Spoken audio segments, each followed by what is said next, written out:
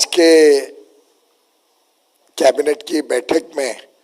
माननीय प्रधानमंत्री नरेंद्र मोदी जी के नेतृत्व में साधारणतः एक प्रमुख फैसला हुआ, जिसमें fair and remunerative price FRP जो शुगर केन पे दिया जाता है उसको बढ़ाकर अब 290 रुपए प्रति क्विंटल करने का निर्णय लिया गया, जो 10% रिकवरी के ऊपर आधारित होगा। जब रिकवरी 10% से अधिक हो जाती है तो उसका प्रोपोर्शनेट 0.1% इंक्रीज के लिए, हर 0.1% इंक्रीज के लिए अधिकांश 2 रुपये 90 पैसे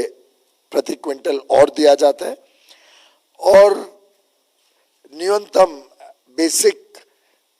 जो प्राइस मिलती है उसको भी 9.5% पर रोका गया है कि 9.5% से कम अगर किसी किसान का रिकवरी होती है तो 9.5% पे ही आधारित उनको 275 रुपये 50 पैसे प्रति क्विंटल उनको भी मिलेगा, अगर 9.5% से नीचे भी हो तो। खुशी की बात यह है कि हमारे देश के किसानों ने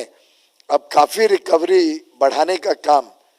देश भर में किया है। आधुनिक टेक्नोलॉजीज इस्तेमाल करना, नए प्रैक्टिसेस को और बड़े रूप में लागू करके अब हम सभी देश भर में देख रहे हैं कि रिकवरी सुधर रही है। शुगर केन के जो रिकवरी शुगर और बाकी चीज़ों में होती है। साथ ही साथ पिछले वर्ष एक्सपोर्ट भी रिकॉर्ड हुआ है, लगभग 70 लाख टन का एक्सपोर्ट के कॉन्ट्रैक्ट्स हो चुके हैं, जिसमें 55 लाख टन तो ऑलरेडी एक्सपोर्ट हो चुके हैं, 15 लाख टन पाइपलाइन में है। सरकार ने इसके लिए भी काफ़ी सुविधा दी थी, जो मार्केटिंग और ट्रांसपोर्ट अलाउंस लगता है जिससे शुगर केन एक्सपोर्ट होने में सुविधा होती है, उसके माध्यम से केंद्र सरकार ने हमारे किसानों को जल्द से जल्द उनके गन्ने का भुगतान हो जाए, उसको मद्देनजर रखते हुए शुगर एक्सपोर्ट को भी प्रोत्साहन दिया। साथ ही साथ इथेनॉल का इस्तेमाल बहुत तेजी से बढ़ रहा है। पहले 3 वर्ष में जहां कुल मिला के 22,000 करोड़ इथेनॉल की वजह से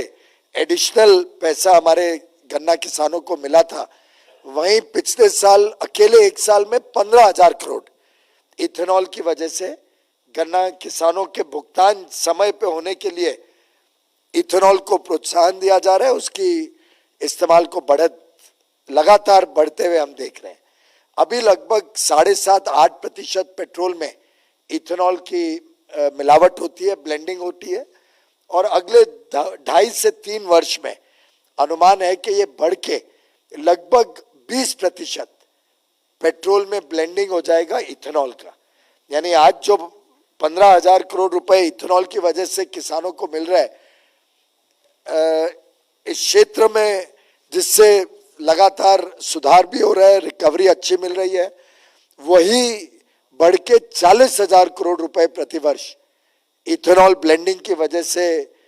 इस सेक्टर को मिलेगा, और उसके कारण हमारे गन्ना किसानों को समय पे पैसा भी भुगतान हो पाएगा, और हमारे जो उपभोक्ता हैं उनके ऊपर भी जो बोझ है या जो शुगर की प्राइस है वो भी बहुत ज़्यादा बढ़ने की आवश्यकता नहीं पड़ेगी। तो एक प्रकार से केंद्र सरकार ने दोनों हितों को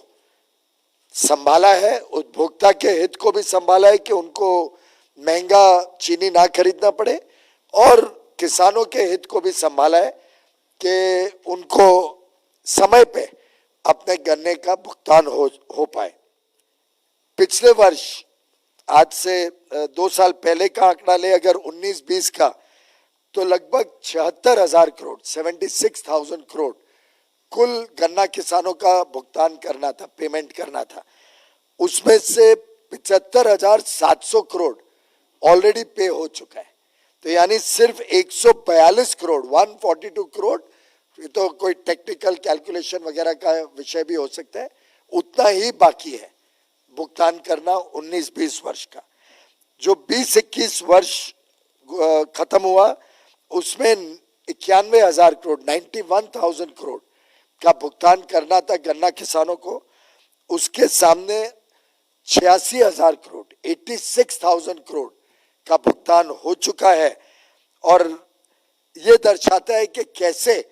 केंद्र सरकार की अन्य अन्य योजनाओं के कारण अब गन्ना किसानों को पहले की भांति सालों साल अपने भुगतान के लिए संघर्ष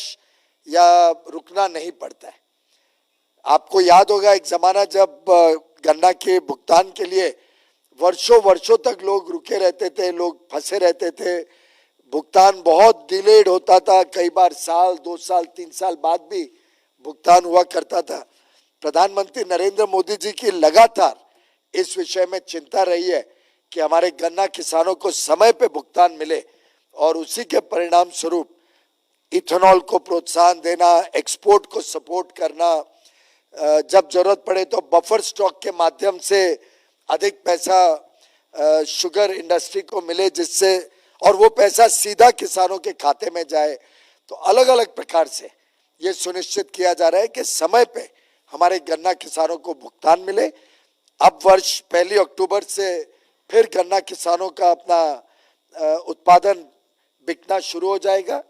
हमें उम्मीद है कि इन सब प्रोग्रेसिव नीतियों के कारण गन्ना किसानों को इस साल भी अच्छी अपनी कीमत मिलेगी।